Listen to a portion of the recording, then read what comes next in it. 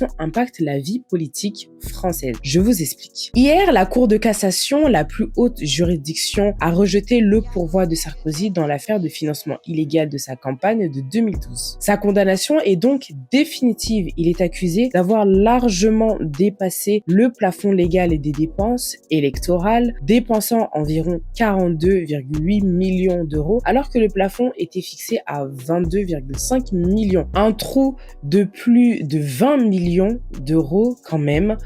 C'est pas négligeable. Sa peine confirmée, il écope donc d'1 an de prison avec 6 mois fermes, mais aménageables, ce qui signifie qu'il pourrait purger cette peine sous bracelet électronique, en détention à la maison ou avec une autre mesure d'aménagement. Cette affaire est considérée comme un tournant historique. C'est la première fois qu'un ancien président français et en général d'un pays de l'Union européenne est condamné à de la prison ferme pour de tels faits. Alors, comment sa condamnation impacte la vie politique française? L'incarcération puis la condamnation de Nicolas Sarkozy crée un choc politique majeur en France. Ce n'est pas simplement le sort d'un homme politique, c'est la crédibilité du système démocratique qui se retrouve mis en jeu. Premièrement, il y a une érosion de la confiance envers la classe politique. Pour beaucoup de citoyens, voir un ancien chef d'État condamné pour le financement illégal ou complot criminel alimente un sentiment qui est déjà bien présent.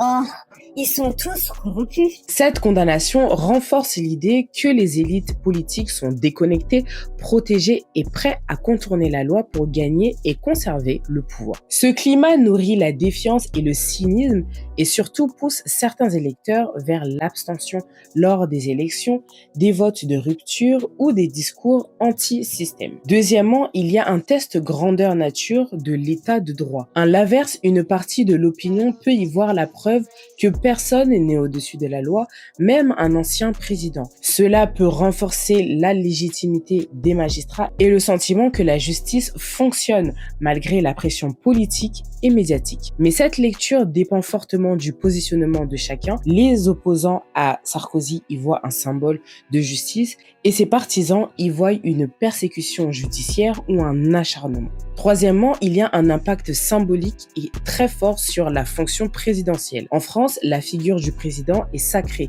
Il est considéré comme le père de la nation, le garant des institutions et l'incarnation de la République. Voir un ancien président en prison érode ce mythe et cela renvoie un message puissant. La fonction présidentielle n'immunise plus contre les scandales. Ce changement de statut symbolique pourrait durablement affecter le prestige et l'autorité morale attachée